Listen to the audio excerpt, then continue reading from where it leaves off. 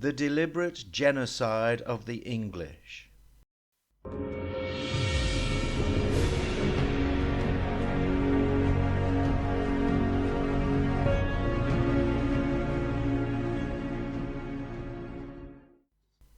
Over the past few years, the traditional ethnic English and British people have begun to realize that there is a deliberate attempt by powerful interests outside of their traditional levers of power to replace them with a mixed multitude of different cultures from various parts of the world.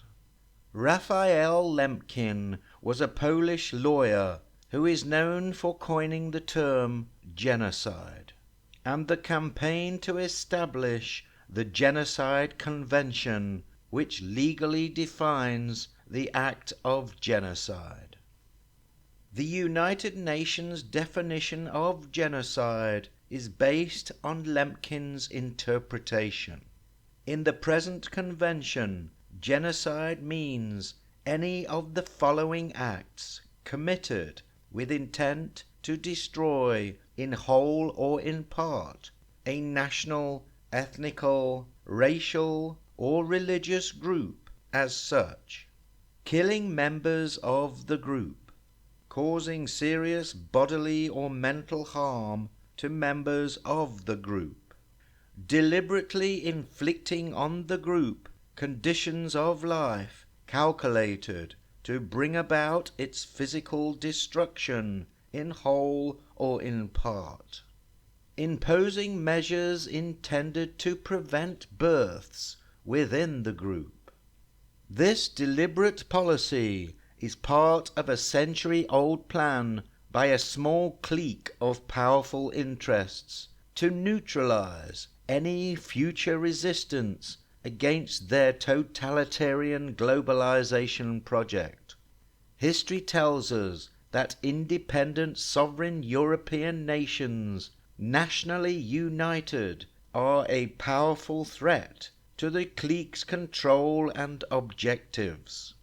Long ago, they devised ways to destabilize and divide nations in an attempt to disarm and distract, while keeping them busy building their own mechanisms of enslavement and ultimately their deliberate genocide. The man of the future will be race mixed. Richard Coudenhove Kalergi.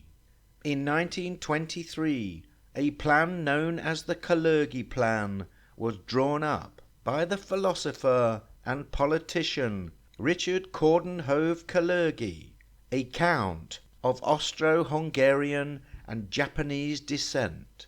The plan consists of the genocide of white people through cross-breeding and mass immigration of non-whites to Europeans. It seeks to generate a passive, tame, predictable and manipulable mixed race of inferior character and intelligence, over which the Saturn cult and aristocratic elite could eternally rule, since this inferior hive mind would prevent them from organizing to rebel, and even realize that they are dominated.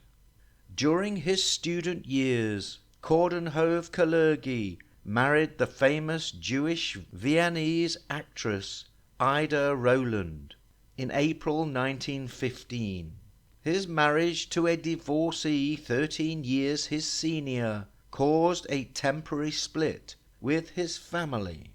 His mother, Mitsuko, did not accept Ida, considering her as a beggar living on the riverbank, a traditional Japanese point of view against actors and performers.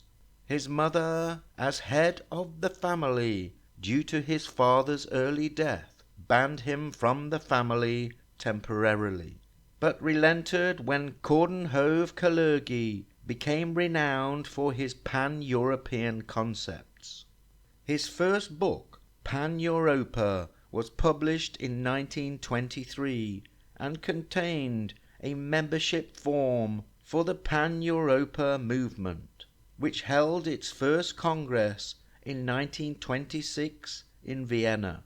In 1927, the left-wing socialist Aristide Briand was elected honorary president of the Pan-Europa movement. Public figures who attended Pan-Europa Congress included Albert Einstein, Thomas Mann, and Sigmund Freud. Coudenhove Kalergi was the first recipient of the Charlemagne Prize in 1950, and the 1972-73 academic year at the College of Europe was named in his honor. According to Wikipedia, white genocide is a political myth based on pseudoscience, pseudo-history, and ethnic hatred, and is driven by a psychological panic often termed white extinction anxiety.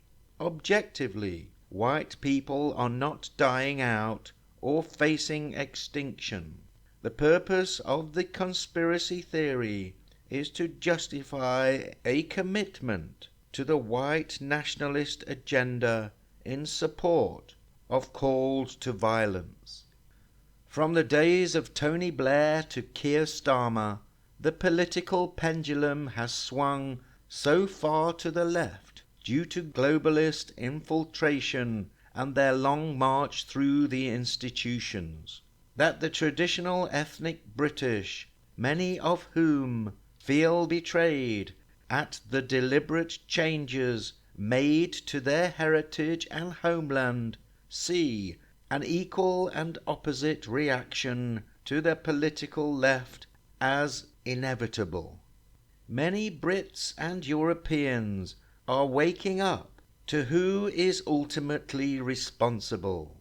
Their true enemy was never the foreigner across the Channel or somewhere in Europe. It has, for a long time, been within their own governments, a deep state using each nation's wealth to impose genocidal policies to further their globalization project. However, this new awareness is not new. It is an awakening to what has been hidden from the masses for decades, a reoccurrence of the age-old battle between communism and nationalism. This time it is on a global scale, and there is no longer any strong independent sovereign nations coming to the rescue.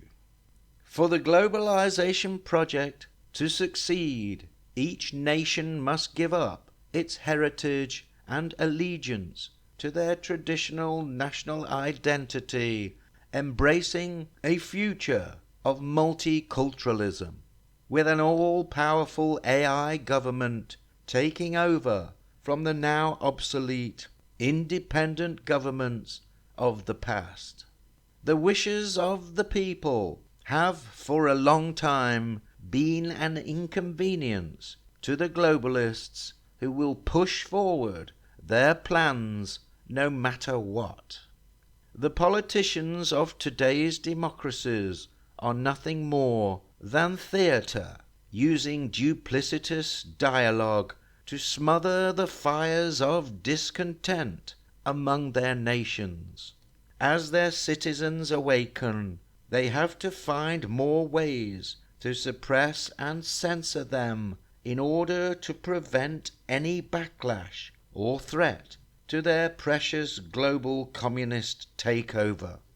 Future citizens will be required to take the knee and serve the new global AI authority.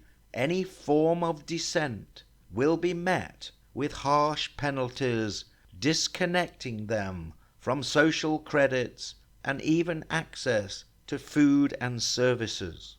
The final battle is about to begin. Do people accept their new digital AI reality, or die fighting for a romantic view of their past nationalistic glory and heritage?